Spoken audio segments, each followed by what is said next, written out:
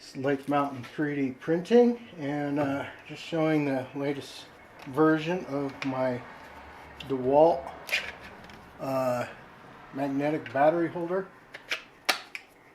My original design had two magnets, was gray, and I had a version that only had one magnet. I have updated it to where I'm just doing the one black one with two magnets. That way it can handle pretty much all the battery weights.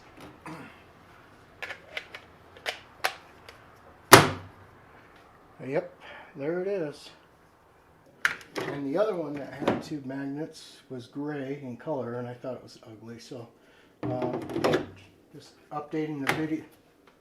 Just updating the video with the black version.